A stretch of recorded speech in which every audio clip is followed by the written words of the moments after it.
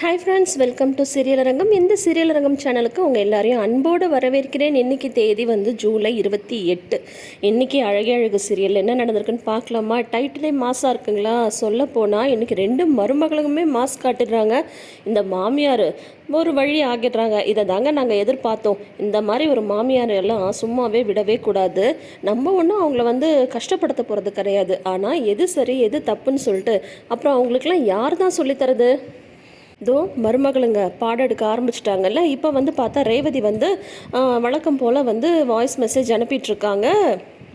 மதியோட சமையலுக்கு என்ன ஃபீட்பேக்குன்னு சொல்லிட்டு அதுக்கப்புறம் பார்த்தா அதுவா மதிக்கெல்லாம் அதெல்லாம் செம ஃபீட்பேக் அப்படின்னு சொல்லிட்டு மலர் ரிப்ளை பண்ண உடனே ரேவதி காலே பண்ணிடுறாங்க.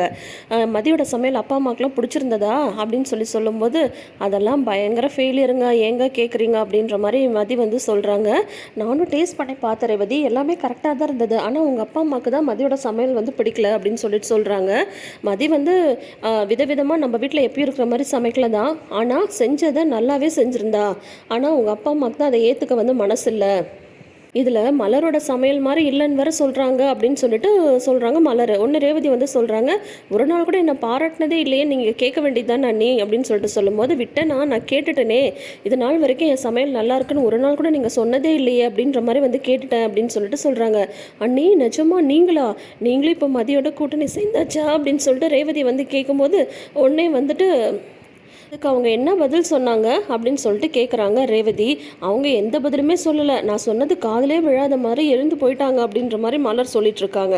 இவங்க பேசிட்டு இருக்கும்போது கரெக்டாக தங்கராஜ் வந்துடுறாரு. தங்கராஜை பார்த்ததுமே நான் ஃபோனை வைக்கிறேன், அவர் வந்துட்டார் அப்படின்ட்டு கட் பண்ணிடுறாங்க ரேவதி. உடனே தங்கராஜுக்கு ஒரு டவுட் வந்துடுது. எப்போ பார்த்தாலும் யாருக்காவது மெசேஜ் பண்ணுறா, வாய்ஸ் மெசேஜ் பண்ணுறா, இப்போ கூட யார்கிட்டயும் பேசிட்டு இருந்த மாதிரி இருந்ததே அப்படின்னு சொல்லிட்டு யார்கிட்ட நீ பேசிட்டு இருந்த அப்படின்றாங்க. நான் யார் கூடயும் பேசலையேங்க அப்படின்னு சொல்லும்போது போய் சொல்லாத, நான் வரும்போது நீ யார்கிட்ட ஃபோன் தானே பேசிட்டு இருந்த அப்படிங்கும்போது அதுவும் அங்கே கிரெடிட் கார்டு வேணுமான்னு பேங்க்லேருந்து கால் பண்ணாங்க, அதெல்லாம் வேணான்னு சொல்லிட்டு ஃபோனை கட் பண்ணிட்டேன் அப்படின்றாங்க. சரி சாப்பாடு எடுத்து வை அப்படின்னு சொல்கிறாரு தங்கராஜ். உடனே அவங்க மொபைலை டேபிள் மேலே, டைனிங் டேபிள் மேலே வச்சுட்டு சாப்பாடு எடுத்து வைக்க போகிறாங்க ரேவதி. சரி, அப்படி யார் கூட தான் பேசினான்னு கண்டுபிடிக்கலான்னு அவங்களோட மொபைலை எடுத்து பார்க்குறாங்க. நம்பர் லாக் போட்டிருக்கு. என்ன நம்பர் லாக்லாம் போட்டிருக்கா? யாராக இருந்தாலும் ஹஸ்பண்டோட பேரை தானே நம்பர் லாக்கில் வைப்பாங்க. என்னோட பர்த்டே தான் வச்சுருப்பா அப்படின்ட்டு ட்ரை பண்ணி பார்க்குறாங்க. ஓப்பன் ஆகலை. அடுத்தது ஒரு வேளை பசங்களோட டேட் ஆஃப் பர்த்தாக இருக்கும்போது ரெண்டு பசங்களோடதும் இது பண்ணி ட்ரை பண்ணி பார்க்குறாங்க. ஓப்பன் ஆகலை. அதுக்குள்ளே ரேவதி வந்துடுறாங்க. எங்க அது என்னோட மொபைல் அப்படின்றாங்க.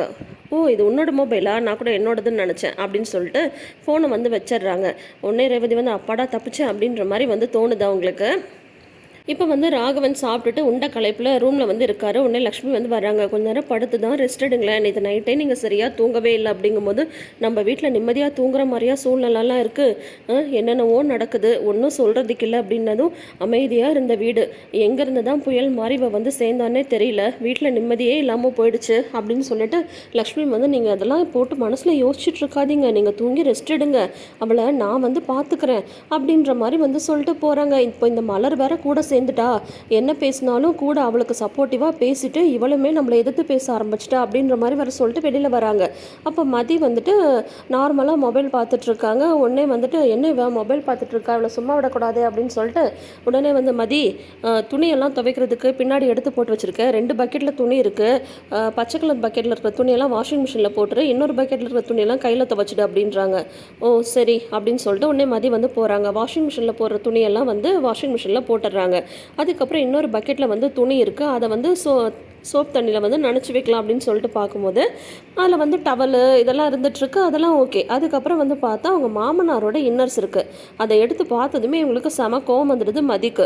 உடனே அதை அப்படியே வச்சுட்டு நீங்கள் சொன்ன துணியெல்லாம் என்னால் கையிலலாம் துவைக்க முடியாது அப்படின்றாங்க. ஏன் கையில் துணி துவைச்சா என்ன உனக்கு தப்பு அப்படின்னதும், என்னது தப்பா, முதல்ல வாங்க என் கூட அப்படின்னு சொல்லிட்டு கூட்டிகிட்டு வராங்க. மதிக்கு துணியெல்லாம் கையில் துவைக்க தெரியாதுன்னு நினைக்கிறேன், நான் துவைக்கிறேன் அப்படின்றாங்க மலர். உடனே இல்லை அதெல்லாம் வேணாம், ஏன் இதெல்லாம் ஒரு விஷயமா, அவள் வெளியே துவைப்பா அப்படின்னது, இல்லை என்னால் முடியாது அப்படின்னு சொல்லிட்டு உடனே 3 பேரும் போகிறாங்க.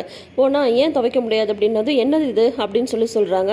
இன்னரு அப்படின்னு சொல்லிட்டு அவங்க மாமியார் அசால்ட்டாக பதில் சொல்கிறாங்க. இதெல்லாம் நான் எதுக்கு கையில் துவைக்கணும், என்னால் இந்த துணியெல்லாம் கையிலலாம் துவைக்க முடியாது அப்படின்னு சொல்கிறாங்க. உடனே இந்த பாரு அதெல்லாம் மிஷினில் போட்டால் நல்லா இருக்காது, கையில் தான் நல்லா அடித்து துவைக்கணும், புரியுதா அப்படின்னு சொல்கிறாங்க.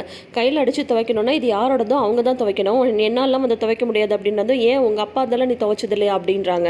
உடனே மதியத்துக்கு சொல்கிறாங்க, எங்கள் அப்பாவோடதெல்லாம் எங்கள் அப்பாவே தான் துவைச்சுப்பாங்க, துவைப்பாங்க, நாங்கள்லாம் வந்து துவைச்சது கிடையாது அப்படின்னு சொன்னதும் உடனே மலர் வந்து சொல்கிறாங்க, அத்தை நீங்கள் பண்ணுறது ரொம்ப அநியாயம் அப்படின்றாங்க. என்னது அநியாயமா? அப்படி என்னடி நான் அநியாயம் பண்ணிட்டேன் அப்படின்னதும், ஏன் நானுமே இதெல்லாம் வந்து கையில் இது வரைக்கும் துவைச்சதே கிடையாது, உங்கள் பசங்களோடது அவங்கவுங்களே துவைச்சிக்கிறாங்க, மாமாவோடது வாஷிங் மிஷினில் தானே போடுவோம், இப்போ எதுக்கு அவளுக்கு கையில் துவைக்கிறதுக்கு அதை எடுத்து போட்டிருக்கீங்க, மதி நீ அதெல்லாம் ஒன்றும் துவைக்காத, அவள் அதெல்லாம் கையில் துவைக்க மாட்டாத்த அப்படின்னு சொல்கிறாங்க. என்னடி நீயும் வந்து அவளோட கூட சேர்ந்துட்டு பேசுறியா, இது என்ன அநியாயமாக இருக்குது அப்படின்னதும், மதி நீ உள்ளவா, நீ எதுவும் கையிலலாம் வந்து துவைக்க தேவையில்லை அப்படின்ற மாதிரி மலர் வந்து சொல்லிடுறாங்க. ரெண்டு பேரும் ஒன்றா சேர்ந்துட்டு என்னை குடும்பப்படுத்துறீங்களா, இதை நான் இப்படி விட போகிறது கிடையாது அப்படின்னு விறுவிறுன்னு உள்ளே போகிறாங்க. உள்ளே போயிட்டு பாக்யராஜ் கால் பண்ணுறாங்க, பாக்யராஜ் ரெண்டு பேரும் சேர்ந்து என்னை குடும்பப்படுத்துறாங்கடா, உடனே நீங்கள் கிளம்பி வாடா அப்படின்னு சொல்லிட்டு அவங்களுக்கு ஃபோன் அடிக்கிறாங்க. என்னம்மா சொல்கிறீங்க, நான் இங்கே வேலையாக இருக்கம்மா அப்படின்னதும் உடனே வந்து நீ வரல அவ்வளோதான், நடக்கிறதே வேறு அப்படின்ற மாதிரி ஃபோன் வச்சிடுறாங்க. இப்போ எதுக்கு அவருக்கு வந்து ஃபோன் பண்ணுறீங்க, அவர் வேலையாக இருப்பாருன்னு தெரியாது அவங்களுக்கு அப்படின்ற மாதிரி மலர் வந்து சொல்லும்போது, என்ன ரெண்டு பேரும் சேர்ந்து என்னை வந்து அடிக்க வரீங்களா, நான் இதோட வந்து நிப்பாட்ட போகிறது கிடையாது, சுரேஷ்க்கு ஃபோன் பண்ணுவேன் அப்படின்ட்டு சுரேஷ்க்கு கால் பண்ணிடுறாங்க. இந்த வீட்டில் என்னென்னமோ குடும்பம்லாம் நடக்குதுடா, ரெண்டு பேரும் சேர்ந்து என்ன குடும்பப்படுத்துகிறாங்கடா, வாடா சுரேஷ் அப்படின்னு சொல்லிட்டு அவங்களுக்கு கால் பண்ணிடுறாங்க. உடனே மலர் என்ன தெரியுமா பண்ணிடுறாங்க, பாக்யராஜ்க்கு கால் பண்ணுறாங்க. ஏங்க இங்கெல்லாம் ஒன்றும் பிரச்சனை இல்லை, எப்போவும் வீட்டில் நடக்கிற பிரச்சனை தான், நீங்கள் வேலையில் இருந்தெல்லாம் ஒன்றும் வர வேண்டாம், நீங்கள் பாட்டிக்கு வேலையை பாருங்கள், அத்தையை நான் சமாளிச்சுக்கிறேன் அப்படின்னு சொல்லிடுறாங்க. ஒரே ஷாக்கு மாமியாருக்கு, மதிக்கு அதுக்கு மேலே ஷாக்கு, யார் இது மலரா பேச ஆரம்பிக்கிறது அப்படின்ற மாதிரி மதிக்குமே இருக்குது. அதோட வந்து பார்த்தா சுரேஷ்க்குமே கால் பண்ணுறாங்க. சுரேஷ் கால் பண்ணி, சுரேஷ் வீட்டிலலாம் எந்த பிரச்சனையும் இல்லை, நீ வேலையை பாரு அப்படின்னு சொல்லிடுறாங்க. இல்லை அம்மா ஏதோ ப்ராப்ளம்னு சொன்னாங்களே, நீ அதெல்லாம் ஒன்றும் இல்லைடா, நான் இருக்கேன்ல, நான் பார்த்துக்கிறேன் அப்படின்னு சொல்லிட்டு சுரேஷ்டையும் வர வேணான்னு சொல்லிடுறாங்க. என்னது நான் வந்து வாங்கன்னு சொல்கிறேன், நீ என்னன்னா ஃபோன் பண்ணி வர வேணான்னு சொல்கிறேன், அப்போ நீ நினைக்கிறதா இந்த வீட்டில் வந்து நடக்கணுமா, மாறிட்டியா மலர், நீயும் மாறிட்டியா, அவளோட சேர்ந்துட்டு என்ன ரெண்டு பேரும் சேர்ந்து குடும்பம் பண்ண ஆரம்பிச்சிட்டிங்களா அப்படின்ற மாதிரி வந்து ஒரே கதறல் தான் மாமியார். பார்க்க நம்மளுக்கே குழுன்னு இருந்தது. போச்சு எனக்கு இந்த வீட்டில் இருந்த மரியாதையே போச்சு, இதை நான் சும்மா விட போகிறது கிடையாது அப்படின்னு புலம்பிட்டே அவங்க மாமியார் வந்து போகிறாங்க. அடுத்தது என்ன, மாமனார்கிட்ட போய் பிரச்சனை பண்ண தான் போவாங்க, இந்த மாதிரி பண்ணுறாங்க அப்படின்னு சொல்லிட்டு.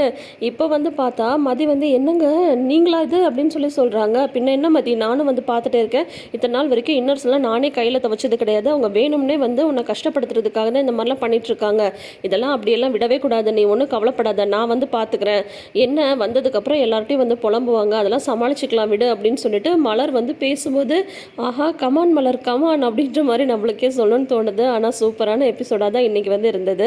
நீங்களும் அந்த எபிசோடை பார்த்து என்ஜாய் பண்ணுங்கள். இந்த ரிவ்யூ உங்களுக்கு பிடிச்சிருந்தா வீடியோக்கு ஒரு லைக் கொடுங்க, நம்ம சேனல் பிடிச்சிருந்தா சேனலை சப்ஸ்கிரைப் பண்ணிக்கோங்க. இந்த சீரியல் அரங்கம் சேனலை நிறைந்த அரங்கமாக மாற்றுங்க. தேங்க்யூ.